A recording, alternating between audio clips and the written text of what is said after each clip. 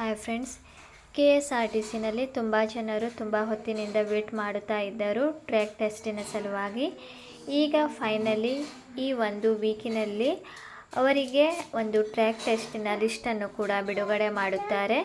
ನಾಳೆ ಅಥವಾ ನಾಡಿದ್ದು 2 ದಿನದ ಒಳಗೆ ವೆಬ್ಸೈಟ್ನಲ್ಲಿ ನಿಮ್ಮ ಒಂದು ಹೆಸರಿನ ಲಿಸ್ಟನ್ನು ಹಾಕುತ್ತಾರೆ. ಯಾರು ಹುಮ್ನಾಬಾದ್ ಆಯ್ಕೆ ಮಾಡಿಕೊಂಡಿದ್ದೀರಿ ಅಂಥವರಿಗೆ ಮೊದಲು ಒಂದು ಟ್ರ್ಯಾಕ್ ಟೆಸ್ಟ್ ಪ್ರಾರಂಭ ಆಗಲಿದೆ.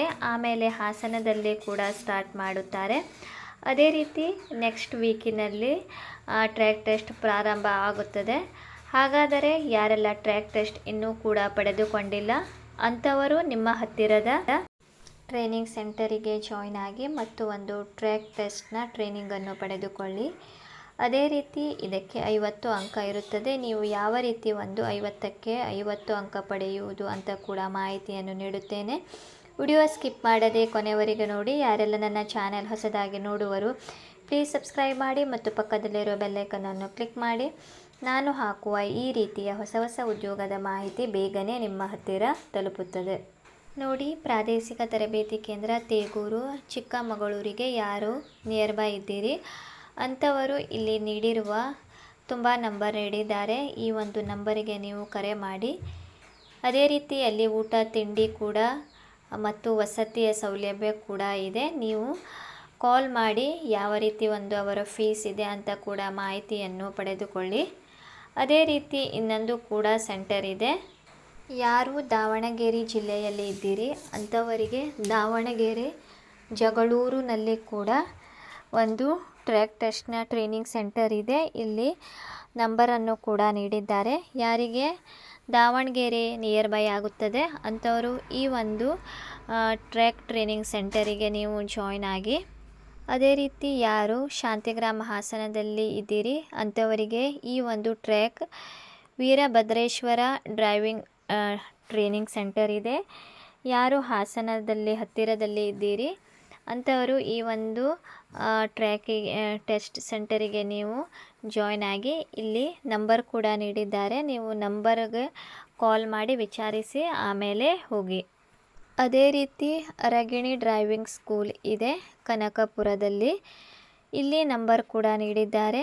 ಯಾರು ಕನಕಪುರದಲ್ಲಿ ಹತ್ತಿರದಲ್ಲಿ ಇದ್ದೀರಿ ಅಂಥವರು ಈ ಒಂದು ಅರಗಿಣಿ ಡ್ರೈವಿಂಗ್ ಸ್ಕೂಲಿಗೆ ಜಾಯ್ನ್ ಆಗಿರಿ.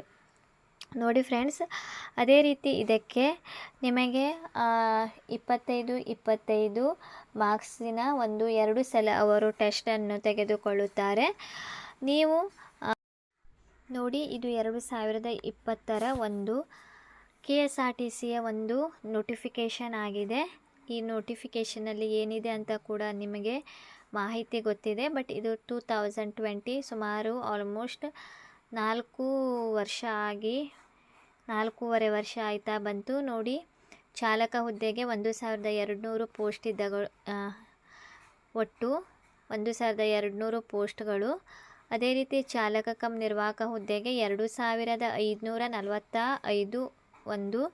ಯಾರು ಡಿಕಮ್-ಸಿ ಅವರ ಈಗ ವೆರಿಫಿಕೇಷನ್ ಆಗಿದೆ. ಈಗ ಡಿಕಮ್-ಸಿ ಅವರ ಒಂದು ಟ್ರ್ಯಾಕ್ ಟೆಸ್ಟ್ ಕೂಡ 2545 ಅಭ್ಯರ್ಥಿಗಳಿಗೆ ಅವರು ಸೆಲೆಕ್ಷನ್ ಮಾಡುತ್ತಾರೆ. ಅದೇ ರೀತಿ ನೀವು ಇಲ್ಲಿ ಸಂಪೂರ್ಣ ಮಾಹಿತಿ ಕೂಡ ನೀಡಿದ್ದಾರೆ. ದೇಹದಾಢ್ಯತೆ ಆಲ್ರೆಡಿ ವೆರಿಫಿಕೇಷನ್ ಸಂದರ್ಭದಲ್ಲಿ ಅವರು ಮಾಡಿ ಮುಗಿಸಿದ್ದಾರೆ.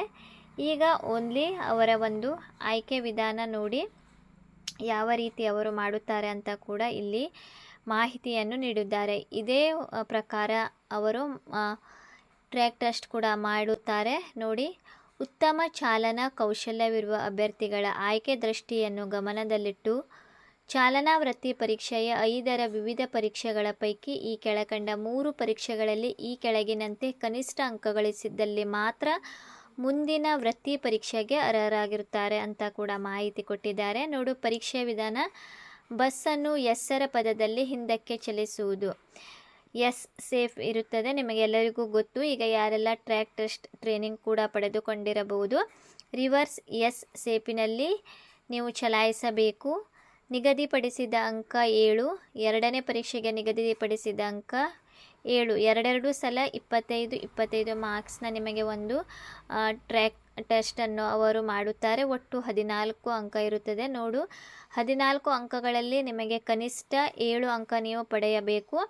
ಅಲ್ಲಿ ನಿಮಗೆ ಕಾಲಾವಕಾಶ ಕೂಡ ಇದೆ. ಸಮಯ 3 ನಿಮಿಷ. ಬಸ್ಸನ್ನು ಹಿಮ್ಮುಗ ಚಲಾಯಿಸಿ ನಿಲುಗಡೆ ಮಾಡುವುದು, ರಿವರ್ಸ್ ಪಾರ್ಕಿಂಗ್, ಅದಕ್ಕೆ 6. ಮೊದಲನೇ ಪರೀಕ್ಷೆ, ಎರಡನೇ ಪರೀಕ್ಷೆ 6, 12 ಅಂಕ. ಅದಕ್ಕೂ ಕೂಡ ನೀವು ಅಟ್ಲೀಸ್ಟ್ 6 ಅಂಕ ಪಡೆಯಬೇಕು. 1 ನಿಮಿಷ ಕಾಲಾವಕಾಶ ಇರುತ್ತದೆ.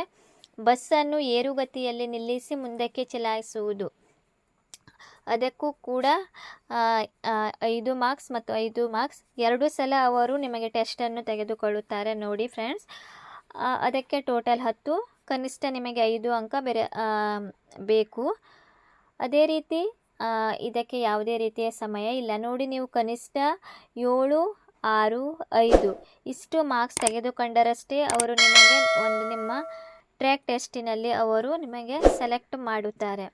ಆದ ಕಾರಣ ಯಾರೆಲ್ಲ ನೀವು ಜಾಯಿನ್ ಆಗಿಲ್ಲ, ನೀವು ಜಾಯಿನ್ ಆಗಿ ಒಂದು ಟ್ರೈನಿಂಗ್ಗೆ ಯಾವುದಾದ್ರೂ ಒಂದು ಸೆಂಟರ್ಗೆ. ಯಾಕಂದರೆ ನೆಕ್ಸ್ಟ್ ವೀಕಿನಲ್ಲಿ ಅವರು ಈಗ 1-2 ದಿನದಲ್ಲಿ ವೆಬ್ಸೈಟ್ನಲ್ಲಿ ಲಿಸ್ಟನ್ನು ಬಿಡುತ್ತಾರೆ. ಆಮೇಲೆ ಅವರು ಐ ಥಿಂಕ್ ಮುಂದಿನ ವೀಕಿನಲ್ಲೇ ಅವರು ಸ್ಟಾರ್ಟ್ ಮಾಡಬಹುದು. ಯಾಕಂದರೆ ಈ ವೀಕಿನಲ್ಲಿ ನಿಮಗೆ ಗೊತ್ತಿದೆ ಗಣೇಶ ಚತುರ್ಥಿಯಲ್ಲಿ ಬಂದ ಕಾರಣ ಅವರು ಈ ವೀಕಿನಲ್ಲಿ ಲಿಸ್ಟನ್ನು ಬಿಡುಗಡೆ ಮಾಡಿ ನೆಕ್ಸ್ಟ್ ವೀಕಿನಲ್ಲಿ ಅವರು ನಿಮ್ಮ ಒಂದು ಟೆಸ್ಟನ್ನು ಸ್ಟಾರ್ಟ್ ಮಾಡುತ್ತಾರೆ.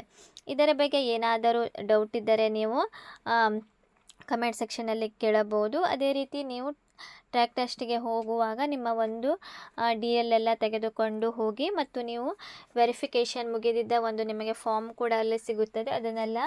ಎಲ್ಲ ದಾಖಲೆಗಳು ನೀವು ತೆಗೆದುಕೊಂಡು ಹೋಗಬೇಕು. ಅದೇ ರೀತಿ ಈ ಒಂದು 2020 ಒಂದು ನೋಟಿಫಿಕೇಷನ್ ಕೂಡ ನೀವು ಒಂದು ಸಲ ಟೆಸ್ಟಿಗೆ ಹೋಗುವ ಮೊದಲು ಚೆನ್ನಾಗಿ ಓದಿಕೊಳ್ಳಿ.